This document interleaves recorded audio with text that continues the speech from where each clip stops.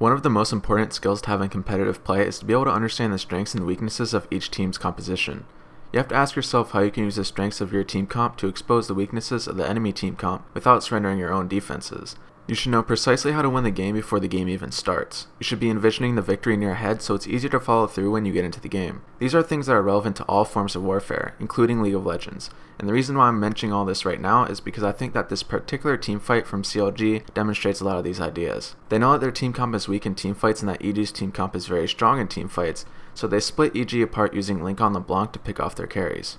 The fight starts with both teams positioning around Dragon. CLG is in a much better position, having Dexter already on Dragon and everyone but Link running over to help take Dragon. Link is on zoning duty, which is exactly how CLG wants to play out their composition. They're running with a pit composition, and EG is running with a pretty heavy teamfight comp, so in teamfights, CLG wants to split EG apart and take out their vulnerable carries. If CLG runs straight at EG 5v5, they would almost certainly lose, but we'll see shortly how Link's zoning splits EG apart. Link lands a chain on Snoopy, which is going to remove the threat of EG's smite for a few seconds. That in combination with Yellow Pete and Pobelter being a screen distance away will cause EG to panic and rush a dragon to get vision. The problem with EG rushing dragons is that they leave Yellow Pete alone in the back with no source of peel. This displays a pretty huge misunderstanding of EG's team comp by EG.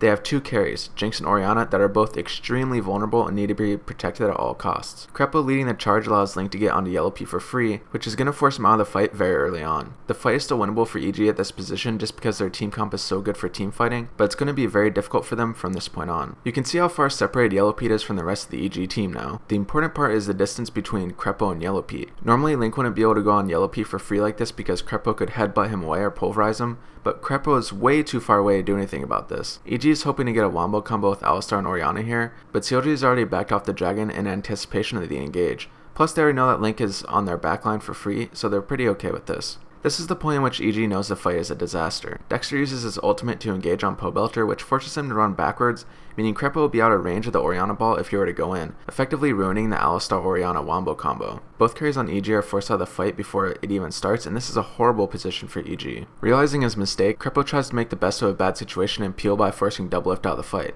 However, this represents a crucial misunderstanding of CLG's team comp.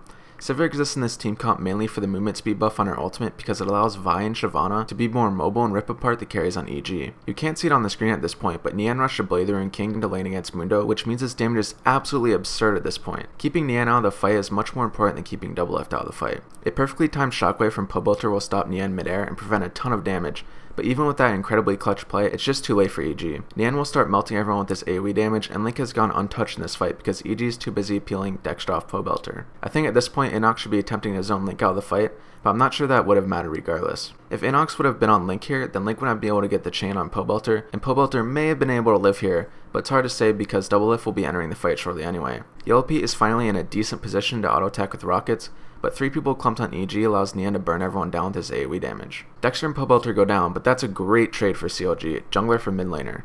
CLG is also just generally much healthier at this point because of the massive amount of damage from Nian's burnout. Now that Pobelter is down, Link has a free path to Yellow Pete again if he wants it, so Yellow Pete is still forced to play too far back in the team fight.